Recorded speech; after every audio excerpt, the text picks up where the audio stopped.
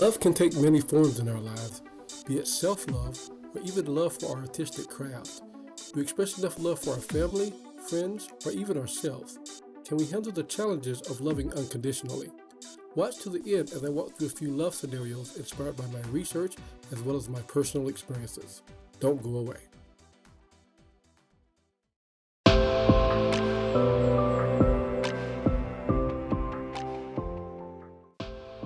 I want to start by talking about self-love, as learning to love others starts with loving ourselves.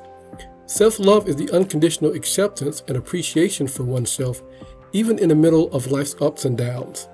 It is said that the hardest challenge is to be yourself in a world where everyone is trying to make you be someone else.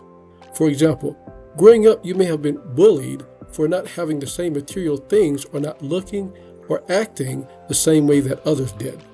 The insecurities created from this carried over into your young adult life, which made it difficult to find true friends and romantic relationships as you're trying to be someone you are not. Later, you discovered that you were attracting false friends and relationships because they were feeding off the negative image you had of yourself, and you were your own worst critic. This discovery leads you to understand your values and strengths and accept any imperfections as traits that make you unique and perfectly you.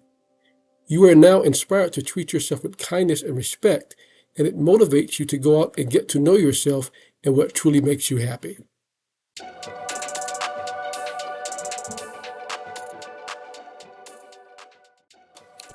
Saying love your neighbor like you love yourself makes sense, as we naturally treat people according to what kind of mood we're in that day. While it may be sometimes challenging to do, especially with someone you feel you can't tolerate, in the end, it's still worth the effort. It helps me to do self-care practices like heart chakra meditation, resting, or doing something that I love for my own well-being so that I can feel more compassionate with myself and also others. It helps to remember that loving people outside of your family circle is not just for them, but to help you not feel spiritually drained from negative energy and low vibration. Although it's a thoughtful thing to do, compassion is not just helping out with food or money or doing volunteer work. Sometimes we wake up in the morning and we're not in a social mood, and that's okay. When I have a day when I don't feel motivated to do these things, I try to simply wave or hello and smile in order to inspire positivity. And I find it also helps my mood.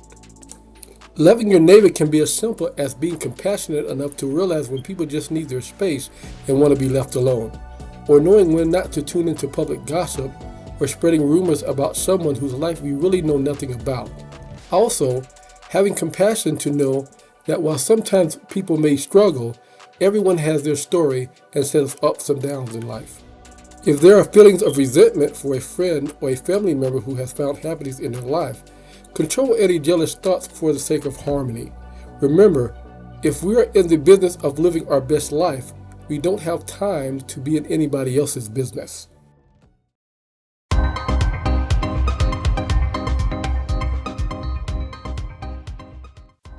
When I think of unconditional love, for me, it applies to the people I consider family. Family is not always bound by blood, but the people that are willing to love and support you for who you are no matter what. If you love someone unconditionally, you don't keep track of who wins more fights or who gets their way more often. You may be willing to admit when you're wrong, and you don't let your pride stand in the way, and you ask for forgiveness yourself. On the other hand, you also must accept that the other person is not perfect. When you love someone unconditionally, you're able to see those imperfections but choose to love them anyway. For example, kids can be a handful, but you love them anyway, and you sacrifice yourself for the good of the child's well-being. Also remember the sacrifices your parents made in your childhood, although you and your parents had your differences.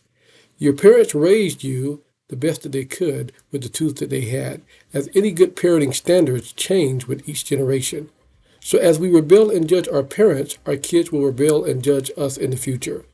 From a kid's point of view, we want to be seen and heard, and sometimes did things in order to get in trouble just to know that our parents cared enough to respond. As a parent, I am learning this is an opportunity to nurture my relationship with my child even more. Siblings also may grow up with different personalities and goals, but there is going to be some time when unconditional love must take a priority. Unfortunately, we're living in chaotic times, and our parents are not always going to be there. Thus, our brothers and sisters may need to be our support system in our adult life.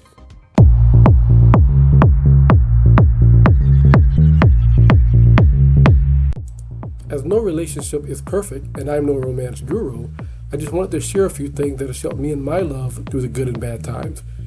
When hard times come, we try to remember to appreciate each other and the important role that each of us play and unite together as a team.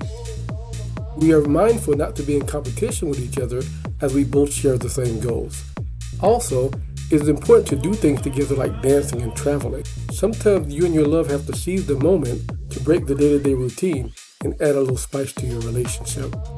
And most importantly, try to make love, not war. Yes, I said make love.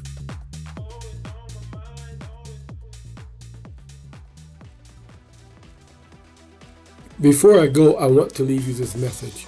With so many debates on what is old age and new age religion, in the end, the one true religion that will conquer all is love. Thank you for watching to the end of this video. Please like and subscribe so we can continue to bring you this great content.